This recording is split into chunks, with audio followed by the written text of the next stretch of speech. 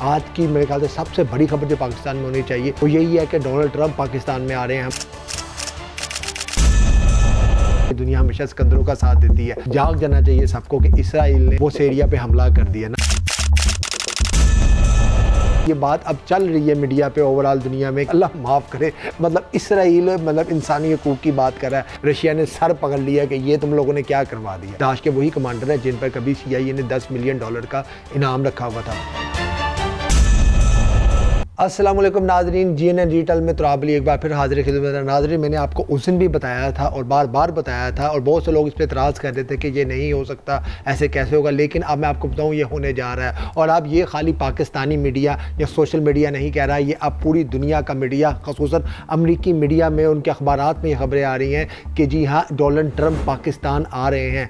आज की मेरे ख्याल से सबसे बड़ी खबर जो पाकिस्तान में होनी चाहिए वो यही है कि डोनाल्ड ट्रंप पाकिस्तान में आ रहे हैं। हमने आपको उस दिन भी बताया था कि चीनी सदर के भी आने का इम्कान है, रूसी सदर के आने का भी इम्कान है और मोहम्मद बिन सलमान के आने का भी इम्कान है। अब ये कंफर्म होता जा रहा है कि जो अमरीकी सदर हैं वो सितंबर के माह में पाकिस्तान में आएंगे। हो सकता है कोई डेट्स ऊपर नीचे हो जाए, क्योंकि अभी बताया जा रहा है कि वो 18 सितंबर में आएंगे। दफ्तर खारजा की तरफ से जो है वो इसको डिस्क्लोज़ नहीं किया जा रहा है, वो कह रहे हैं हमें इसका इल्म नहीं है, लेकिन अमरीकी अखबार में आ चुका है। पाकिस्तान के सबसे बड़े और जो चैनल है उस पर यह खबर चल चुकी है, जियो ने यह खबर चलाई है और उसके बाद जो है आज़ाद सईद साहब ने यह खबर दी है, जो क्योंकि ज़ाहिर बात है क्रेडिट उनका है, देना चाहिए। और ये बात अब चल रही है मीडिया पे ओवरऑल दुनिया में कि ट्रंप जो है वो पाकिस्तान आ रहे हैं। यानी दूसरी बड़ी खबर, दूसरी बड़ी खुशखबरी ये है कि पाकिस्तान की जो फ़ज़ाई है वो झंडे पे झंडा गाड़ती जा रही है। और पाकिस्तान की मुश्किलात जो पहले आज से हम कई साल पहले देखते थे कि पाकिस्तान आलमी सहाफ़ती महाज पे जो है वो बिल्कुल तनहा हमें नज़र आ रहा था, लेकिन अब ऐसा कुछ नहीं है। अब पाकिस्तान की जो कामयाब है, अब पाकिस्तान की, क्योंकि आपको पता है दुनिया में जैसे कहता हूँ कि दुनिया हमेशा सिकंदरों का साथ देती है, तो पाकिस्तान की फ़ज़ाइया की वजह से पाकिस्तान को कितनी ज़्यादा कामयाबी मिल रही है, क्योंकि दुनिया का सबसे बड़ा जो एयर शो होने जा रहा है उसमें पाकिस्तान जो पाकिस्तानी फ़ज़ाइया है उसको मदऊ किया गया है, ना कि मदऊ किया गया बल्कि मेहमान ख़ुसूसी के तौर पे बुलाया गया है। यानी कि उसमें जो स्टार ऑफ द शो होगी वो पाक फ़ज़ाइया होगी और पाक फ़ज़ाइया के जहाज़ होंगे, वो जहाज़ जो पाकिस्तान ने ख़ुद बनाए हैं, ख़ुसूसन JF-17 थंडर का नाम लिया जा रहा है। और कैसे हम आज ये भी बताएंगे कि JF थंडर जो है उसकी डिमांड बढ़ रही है। दुनिया के अहम ममालिक के जो सरबराहान हैं और जो लोग हैं वो यहाँ आ रहे हैं और वो पाकिस्तान से क्या डिमांड कर रहे हैं। और तीसरी थोड़ी सी अफसोसनाक खबर ये है, क्योंकि अब हमें जाग जाना चाहिए सबको कि इसराइल ने जो है वो सीरिया पे हमला कर दिया ना। जी हाँ नाजरीन, ये वही इसराइल है जो पहले इसको सपोर्ट करता रहा है, जो वहाँ के सदर साहब हैं उनको सपोर्ट करता रहा, आज उस पर हमला कर दिया। और कितना दर्दनाक हमला किया है, लोगों ने देखा और क्या बचगाना उन्होंने उसकी जो है वो दी है वजाहत के, क्योंकि वहाँ पर द्रूस कम्यूनिटी पर जुल्म हो रहा था, इसी वजह से हमने हमला किया। अल्लाह माफ़ करे, मतलब इसराइल मतलब इंसानी हकूक़ की बात कर रहा है, मतलब अब तो ये खुदा की पनाह है। इसके आगे अब आप खुद ही समझदार हैं कि उनके अक्सर मकासद क्या, वो क्यों हमला कर रहे हैं। और वो साफ साफ उनके वज़ीर दफ़ा ने कह दिया है कि हम जो हमला है वो 10-15 दिन तक जारी रहेगा। और उन्होंने जो है वहाँ पे जो सदर साहब हैं उनको उन्होंने फ़ारग करना है या उन्होंने कत्ल करना है। और उन्हें तुर्क मीडिया ने बता भी दिया है कि आप जो हैं भाई साहब अपना कोई बंदोबस्त करें, इधर मुल्क यहाँ तो भाग भूग जाएँ, क्योंकि उन्होंने किसी वक्त भी जो हो सकता, मैं आपसे इस टाइम मुखातिब हूँ, इस टाइम भी खबर आ सकती है कि वो सदारती महल उड़ा दे, क्योंकि हेडक्वार्टर तो वो फौजी हेडक्वार्टर तो उड़ा ही चुके हैं। तो लिहाजा आज चलते हैं पहली खबर की तरफ, जिसमें आपको बताया कि ट्रंप आ रहे हैं पाकिस्तान। और मैं आपको जिस तरह मैंने लास्ट खबर में, लास्ट व्लॉग में भी बताया था कि जो कि चीनी सदर को और जो रूसी सफ़ीर है उनको दे दिया गया है इनविटेशन, उनको इनविटेशन दे दिया गया है। और कुछ दिनों में क्योंकि फॉर्मेलिटीज़ हैं वो कंप्लीट हो जाएंगी और चीनी सदर भी पाकिस्तान का दौरा करेंगे, मोहम्मद बिन सलमान भी करेंगे, प्यूतन भी करेंगे। और अब जो कि पाकिस्तान की कामयाबी की वजह से सदर ट्रंप भी पाकिस्तान आने जा रहे हैं। और क्यों ना आए, क्योंकि पाकिस्तान में क्या नहीं है, ठीक है, हमने बड़ा मेहनत से अपने मुल्क को जो है हम इस मुकाम तक लेके आए हैं। अल्लाह ने तो हमें हर चीज़ दे रखी है, मतलब भाई ये वही मुल्क है जो हर साल डूब जाता है कि अगर हमने डैम बनाए होते, सस्ती बिजली बनाई होती, जितने हमारे पास मिनरल्स हैं, हम कहाँ नहीं जा सकते थे। तो दुनिया तो मान रही है इस टाइम पाकिस्तान की सुपर पावर को, और अच्छी खबरें आना शुरू हो चुकी हैं पाकिस्तान के लिए। दूसरी खबर के पाक फ़ज़ाइया जो है वो बरतानिया में जाके सबसे बड़ा जो है वहाँ का एयर शो, दुनिया का सबसे बड़ा एयर शो, उसमें जाके पार्टिसिपेट कर रही है और पाकिस्तान के JF थंडर 17 लेके जा रही है, ठीक है। और ये JF थंडर 17 जो है ये बताया जा रहा है कि ब्लॉक 2 या गालबन 3 के जहाज़ हैं और जो कि जनरेशन 4.5 के हैं। और सबसे बड़ी ये बात है कि पाकिस्तान जो ये JF-17 बनाता है इसका 40% हम शायद इसको स्पेयर पार्ट वगैरह थोड़ा सा चीन से लेते हैं, बाकी पाकिस्तान यहाँ पे ख़ुद बनाता है। जी हाँ, पाकिस्तान वाहिद, मैंने आपको पहले ही बताया, दुनिया की वाहिद फ़ज़ाइया है जो अपना जहाज़ खुद बनाती है। और अब ये थंडर है, इसको पाकिस्तान ने अपग्रेड करके 4.5 का के मुकाबले का बना लिया। जी हाँ, दुनिया इस टाइम जो मांग रही है सबसे ज़्यादा चीज़ वो पाकिस्तान फ़ज़ाइया से, एक जो वो सिस्टम है जो मैंने आपको बताया, तो पाकिस्तान फ़ज़ाइया ने डेवलप किया है जिसके मतलब कि जो हर चीज़ को इंटीग्रेट कर लेता है वो है। दूसरा, अब रफ़ाल नहीं है या F-35 नहीं है या J-35 नहीं है, अब दुनिया जो मांग रही है वो मांग रही है JF-17 थंडर। आपको याद होगा कुछ दिन पहले, 1-2 दिन पहले गालिबन जो इंडोनेशिया के वज़ीर दफ़ा हैं वो भी पाकिस्तान के दौरे पे आए थे और हमारे आर्मी चीफ साहब से भी मिले थे। और मेरे ही शो में गालिबन जो है मैं उसमें खालिद चिश्ती साहब ने बताया था कि ये वो डील अपना क्रैक करने आए हैं JF-17 की, क्योंकि आपको याद होगा इंडोनेशिया पहले जो है वो फ्रांस से रफ़ाल लेने जा रहा था, लेकिन अब उन्होंने, भारत ने जिस तरह रफ़ाल का जो हाल करवाया है उसके बाद जो है वो दुनिया में कोई भी रफ़ाल लेने को तैयार नहीं है। इवन रफ़ाल कंपनी वाले कह रहे हैं कि हमारे जहाज़ ठीक है, इनके पायलट ठीक नहीं है। और इस तरह की इंडिया से खबरें आ रही हैं, इस पर कोई खुश नहीं होना चाहिए कि वहाँ पे जिस तरह देखें उनसे सिविल जहाज़ नहीं उड़ाए जा रहे, तो उन्होंने ये जंगी जहाज़ किया। और वैसे भी जो हाल इवन के अब जो कुछ इतलात यहाँ तक भी आ रही है कि रूस भी, जी हाँ नाज़रीन, रूस भी अपने जहाज़ जो है वो पाकिस्तान को ऑफ़र कर रहा है, जो कि रूस आपको पता है कि इंडिया को S-400 और दीगर तैयारे भी देता है, लेकिन अब वो पाकिस्तान को ऑफ़र कर रहा है क्योंकि जो भारत ने हाल करवाया है मिग गिरा के उसको, क्योंकि उसको अब तो फ्लाइंग कफन कहा जाता है, उस पर बाकायदा फिल्में बन चुकी हैं रूस के ख़िलाफ़ के रूस के जहाज़ ख़राब है, और रूस वहाँ पर कहता रहे जी मेरे जहाज़ ठीक है, इनके पायलट ख़राब है।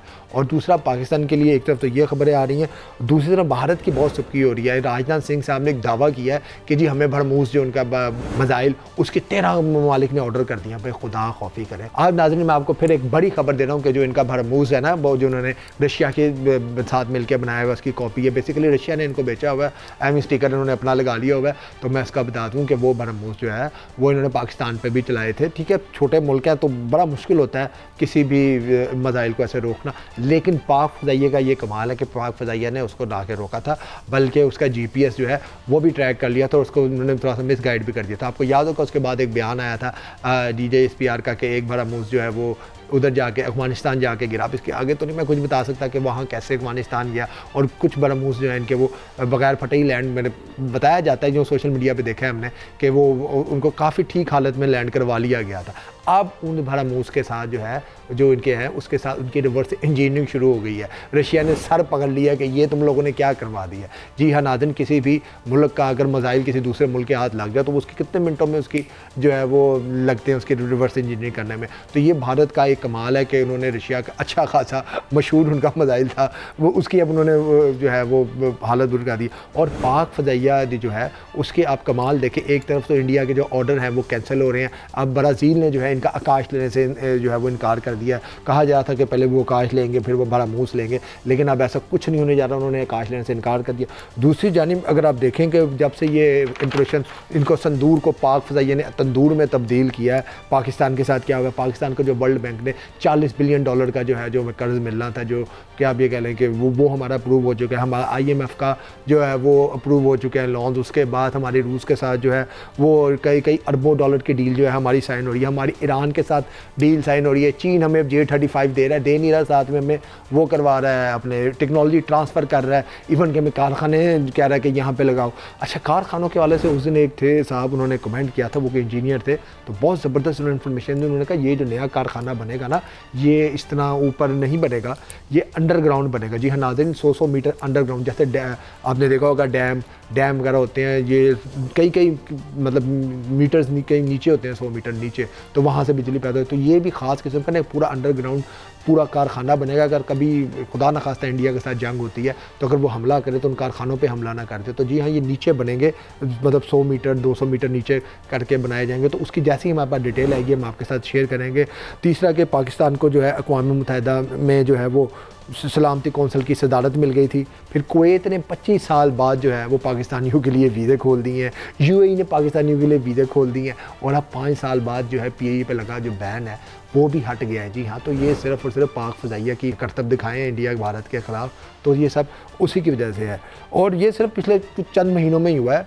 तो ये ऐसा होता है। लेकिन नाज़रीन अब आखिरी खबर की तरफ चलते हैं जो बड़ी दिल दहला देने वाली खबर है। जी हाँ, इसराइल जो कि जिस तरह नेतन्याहू वहाँ पे कर रहे हैं, बेंजामिन नेतन्याहू एक जानवर बना हुआ है वो। पहले उसने वहाँ पे ग़ज़ा में कोई लाखों लोग मार दिए हैं, आपको बताया जाता है। तो यूएनओ मानता है कि इन्होंने जो है 50,000 बच्चे और कई हज़ार जो है बुज़ुर्ग मार दिए। लेकिन असल आप इसके अगर हक़ाइक़ जाने या असल उनकी तादाद काउंट करें तो वो हज़ारों में नहीं, वो लाखों में है। क्योंकि देखें ये तो वो फिगर बताई जाती है ना कि जो कि उसी टाइम मौके पे मर गए, लेकिन जो अस्पतालों में 2 या 3 महीने बाद मरते हैं उनका को वो इस तरह वो नहीं बताया जाता। अगर हम वो लोग भी गिने जो 1 मिलियन के पास ग़ज़ा में लोग जो है या तो अपनी जान गंवा चुके हैं या वो लोग जो है वो अपाहिज हो चुके हैं, ठीक है, यानी कि उनकी ज़िंदगी तो अल्लाह माफ़ करे मौत से भी बदतर है। और अब तो न्यूयॉर्क टाइम्स के अंदर जो है कई यहूदी ये लिख रहे हैं कि ये जो है ये मुकम्मल जो है ये जेनोसाइड है, ये नस्ल कशी है जो कि बेंजामिन नेतन्याहू ने वहाँ किया। और नाज़रीन वो वहाँ रुका नहीं है, ठीक है, दुनिया ने मज़ामत किया और इसके अलावा किसी ने कुछ नहीं किया,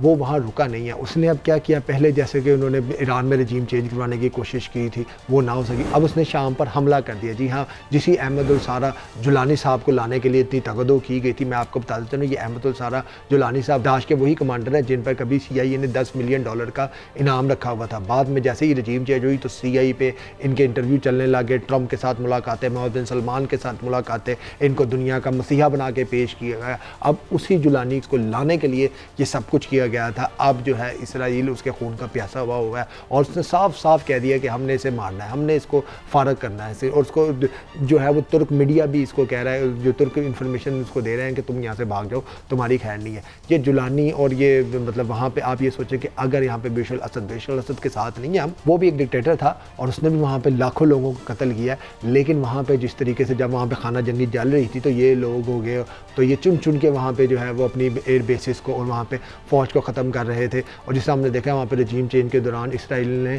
सीरियन आर्मी को मुकम्मल तबाह करके रख दिया। आज वहाँ पे कोई भी उनकी हिफाजत करने वाला नहीं है। और अब इसराइली फ़ौजें जो हैं वो दमिश्क की जानिब जो है वो बढ़ रही हैं। और ये कुछ दिनों की बात है, आप देखेंगे कि उन्होंने जो है ये सीरिया पे कब्ज़ा कर लेना, सीरिया के एक हिस्से पे। जब इसराइली फ़ौजें उस पर कब्ज़ा कर लेंगी सीरिया पे तो उसके बाद उनका अगला टारगेट जो है जी हाँ वो तुर्की है, वो तैयब उर्दगान है। अब ये तैयब उर्दगान साहब ठीक है हमारे वैसे तो बरादर मुल्क है, लेकिन ये उनको पहले सोचना चाहिए था ना कि क्योंकि उनको कैसे लग गया था कि भेड़िए और मेमने की दोस्ती हो सकती है। तो अब जो है वो नेतन्याहू बाहर रहा है क्योंकि उसके ग्रेटर प्लान में मैं आपको बता दूँ नाज़रीन, उसके ग्रेटर प्लान के अंदर 22 ममालिक शामिल हैं। जी हाँ 22 मुस्लिम ममालिक जो पूरा ये इराक, ईरान, शाम, लिबिया और ये तुर्की, इवन के सऊदी अरब, मिस्र, ईरान तक अब तो उन्होंने बढ़ा लिया। अब तो उनके आप ये देखें कि उनके दानिश्वर खुल के ये बात कर रहे थे कि ईरान के बाद पाकिस्तान की बारी है। अब क्योंकि एक मैंने देख रहा था कनाडा के जो मीडिया वो ये कोट कर रहा है कि अब क्योंकि वो पाकिस्तान और ईरान में कामयाब नहीं हो सका तो अब वो तुर्की की जानिब बढ़ेगा और वो भरपूर कोशिश करेंगे कि ईरान के साथ और तुर्की के साथ हम वक्त जंग शुरू की जाए। तो अब देखते हैं कि ये कैसे मुस्लिम दुनिया जो है इस चैलेंज का जो है वो सामना करती है और जो है वो ग्रेटर इसराइल का जो मंसूबा है उसको कैसे रोकते हैं। क्योंकि ये देखें आज नहीं तो कल सबकी बारी आनी है। नाज़रीन इसके साथ ही इजाज़त दें, अपना बहुत ख्याल रखिएगा।